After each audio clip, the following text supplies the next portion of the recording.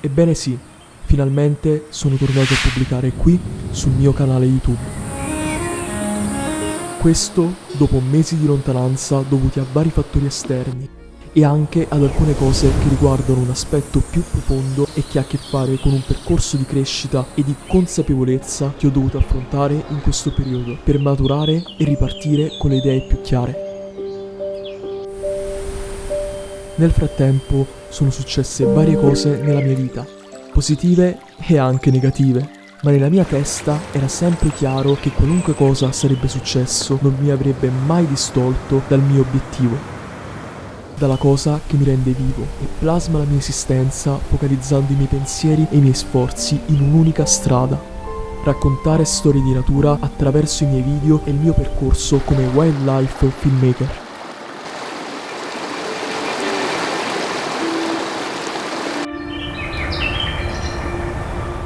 Nella mia ricerca di storie da raccontare sono partito da una cosa fondamentale: le interazioni, un aspetto che conta molto di più del semplice lato estetico dell'immagine. Una cosa che ho notato lavorando sul campo in questi mesi e prendendo spunto dai documentari che sono alla base dei miei momenti passati a casa davanti alla televisione, gli aspetti più interessanti da raccontare si trovano proprio nelle interazioni tra soggetti della stessa specie o di specie diverse, come la predazione oppure l'accoppiamento. E il mobbing che alcune specie praticano su altre, come abbiamo visto fare a queste cornacchie, che in gruppo hanno deciso di infastidire una garzetta che ha preso la cattiva decisione di passeggiare nella zona occupata da questa banda di corvidi. E poi c'è la convivenza pacifica, che comunque ha degli aspetti interessanti da raccontare. Come in questo caso, dove due ibis hanno iniziato ad avvicinarsi troppo a questo airone cenerino che ha ben pensato di manifestare il suo disturbo, ristabilendo il suo spazio di comfort. Oppure questa garzetta che ha condiviso, non credo di sua spontanea volontà, lo stesso spot di pesca con gli ibis di prima.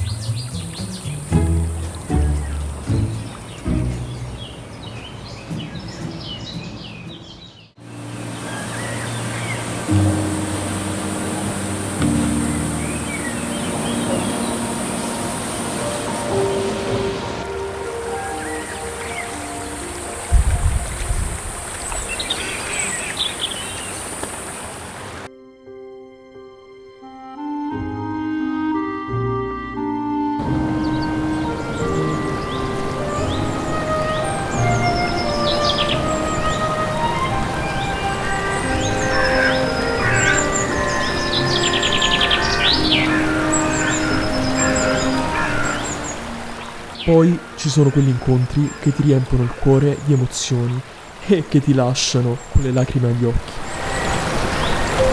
Come questa volpina che mi ha regalato questo momento in cui l'ho ripresa a camminare sull'argine del fiume, intenta nella ricerca di cibo. Magari qualcosa portato dalla corrente, uno spuntino facile, prima di ritirarsi nella sua tana per aspettare l'arrivo del tramonto.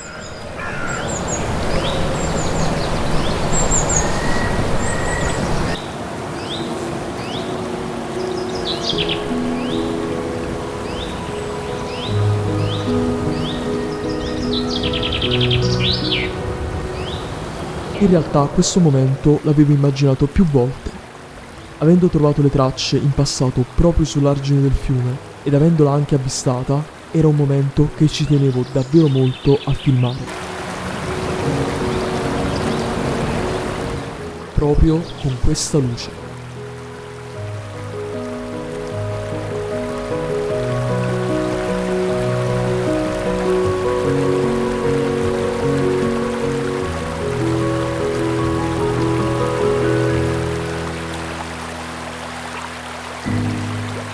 Questi momenti sono stati la base per farmi capire che nient'altro al mondo mi avrebbe potuto rendere più felice.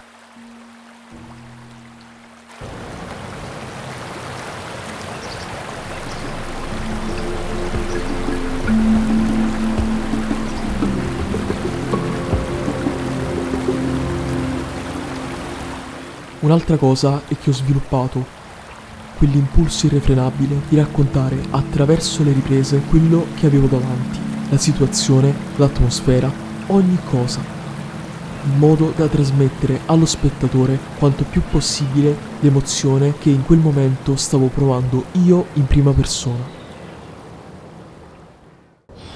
E qui mi è arrivato un altro insegnamento.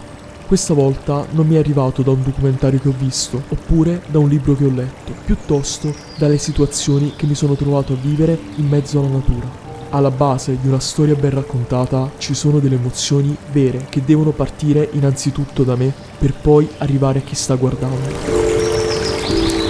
Ormai l'alba è passata da un pezzo e lei continua a regalarmi momenti magici. Anche se una parte di me si chiede come mai una volpe selvatica è ancora in giro a quest'ora. Per lei potrebbe essere un rischio.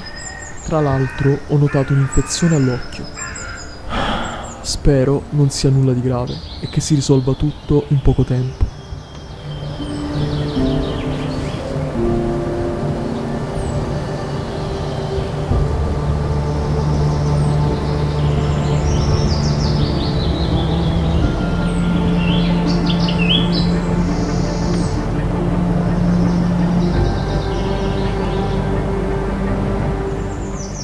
Adesso credo sia andata via.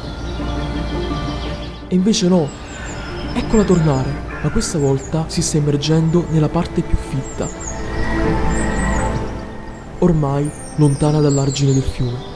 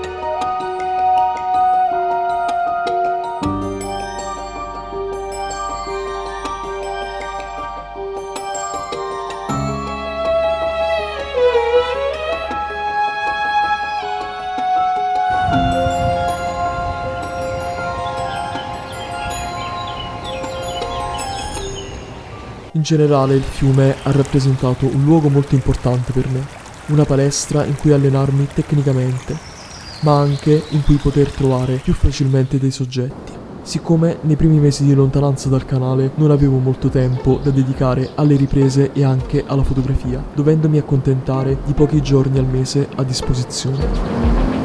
In quel periodo ho dovuto, per forza di cose, concentrare i miei sforzi in posti dove sapevo di poter trovare animali, senza avventurarmi in posti sconosciuti dove prima di poter filmare qualcosa sarebbe passato molto tempo. Questo periodo, per fortuna, è durato giusto qualche mese.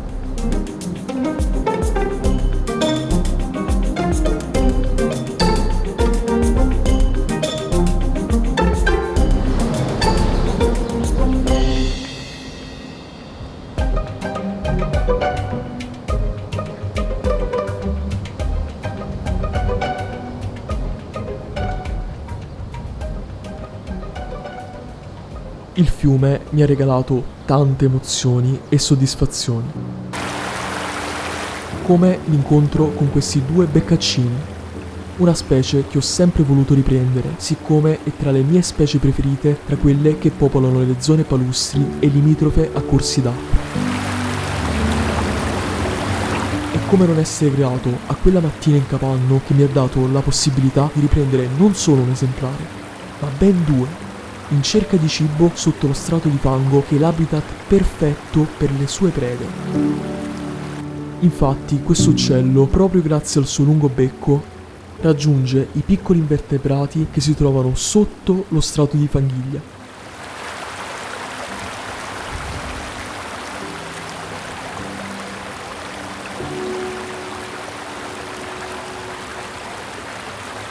Riprendere gli animali che abitano questo ambiente è stata davvero una salvezza quando, mesi fa, mi sono trovato a dover dividere il mio tempo con vari impegni e responsabilità che ogni ragazzo della mia età è giusto che affronti.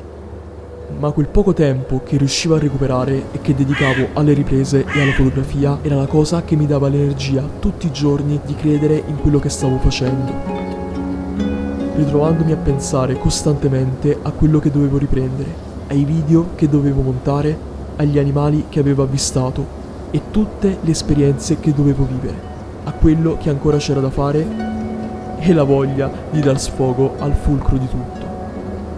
Raccontare nel migliore dei modi quello che avevo davanti, come lo stavo vivendo e trasmettere qualcosa, sia lavorando bene sul campo utilizzando al meglio la mia attrezzatura, sia in fase di montaggio, dando valore al materiale sulle schede SD.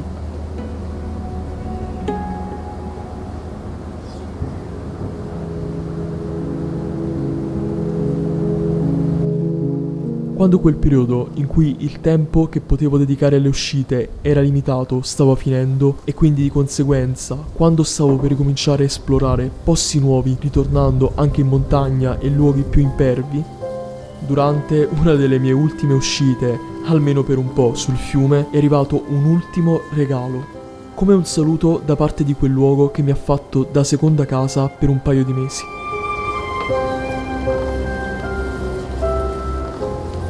Per un attimo una splendida lontra mi ha concesso di riprenderla, dandomi giusto il tempo di girare il teleobiettivo, per poi vederla immergersi in quel fiume che con il suo scorrere si è portato con sé una parte delle mie paure e delle mie insicurezze.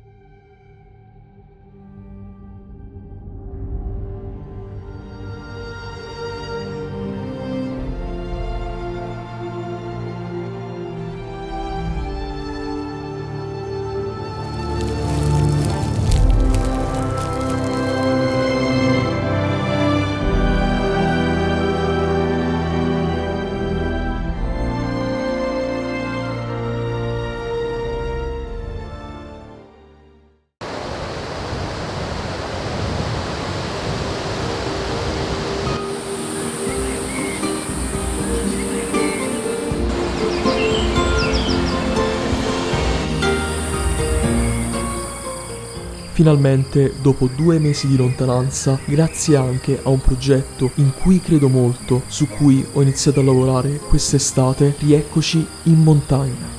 Tra piane che si aprono in mezzo alle faggete, vette che sbucano in lontananza e alte pareti di roccia. Il mio ambiente preferito è quello in cui sono cresciuto. Ad accogliermi ho trovato questo branco di cinghiali, davvero grande, che è sbucato dalla faggeta in lontananza all'imbrunire.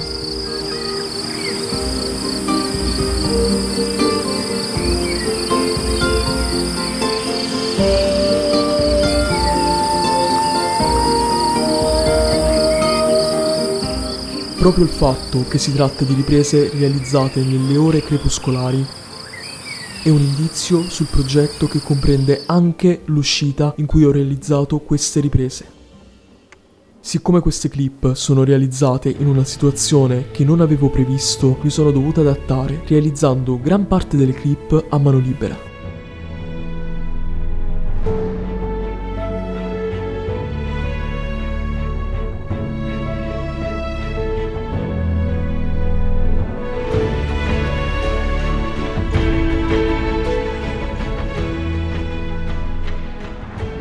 L'atmosfera di quella sera, di un'estate ormai inoltrata, avvolto dalla luce calda e suggestiva e solo, circondato dal verde dei faggi e dal manto di erba della piana che si staglia davanti a me, me la porto ancora dentro. E anche se non si tratta del primo tramonto che vedo in quella zona, è anche vero che venivo da un periodo particolare e che trovare quella pace mi ha aiutato a fare ordine nei miei pensieri e soprattutto a immaginare un progetto che riguarda in maniera totalizzante quel tipo di situazione.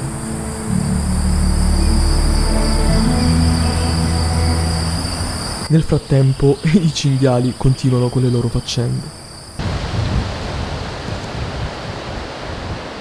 Mi ha colpito molto la varietà di individui che compongono questo branco. Troviamo i cuccioli striati, i giovani che stanno entrando nella fase successiva e che iniziano a colorare il manto di bruno, i maschi ormai con il manto scuro pronti per la dispersione, le femmine di tutte le età che collaborano nella crescita dei piccoli e nel portare avanti il branco. E in mezzo si trova anche la matriarca, una femmina anziana che guida il branco con la sua esperienza e con le conoscenze accumulate negli anni passati a girovagare in questi boschi e non solo. In mezzo ho notato anche qualche individuo con il manto più chiaro, con delle vere e proprie chiazze bianche, un segno abbastanza chiaro di ibridazione con maiali domestici. Anche questo è un aspetto importante del raccontare storie di natura. Vedere qualcosa che effettivamente può raccontare la storia del soggetto che si trova davanti al mio teleobiettivo. Un particolare da cui partire.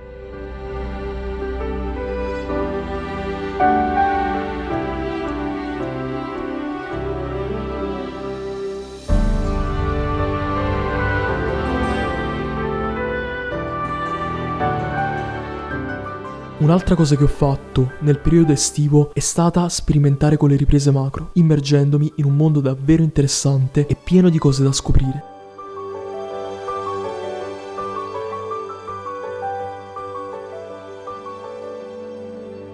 In questo lasso di tempo mi sono accorto che per quanto i soggetti macro, principalmente insetti, siano più facili da trovare, sono molto difficili da filmare e anche da fotografare.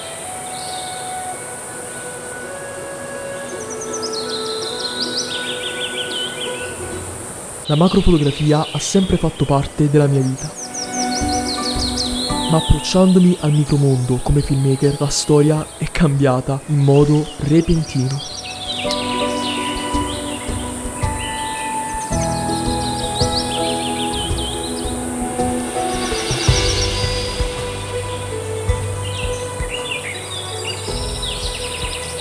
Anche in questo caso la mia ricerca si è spinta proprio nel cercare delle dinamiche interessanti che raccontassero qualcosa delle specie che stavo riprendendo. ma ammetto che più volte mi sono scontrato con la mancanza di conoscenze sufficienti a farmi capire le varie specie di insetti che stavo riprendendo. E qui arriva un ulteriore insegnamento, che parte da un qualcosa che spesso mi ha fatto dubitare delle mie capacità e del reale valore di quello che stavo facendo.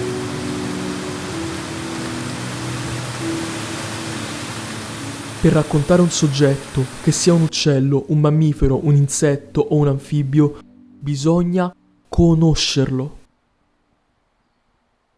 Questo mi ha spinto in modo ossessivo a informarmi e a capire in maniera più approfondita quello su cui stavo puntando il mio obiettivo, che sia il tele oppure il macro.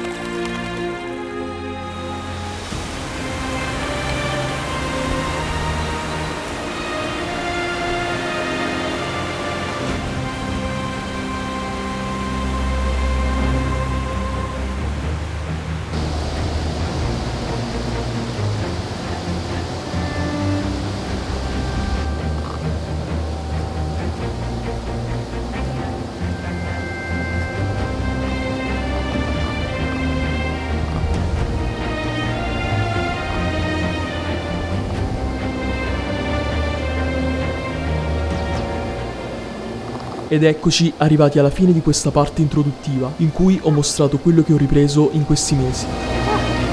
O meglio, una parte delle riprese che in futuro arriveranno qui in video dedicati, sulle singole specie o sui luoghi in cui li ho realizzati.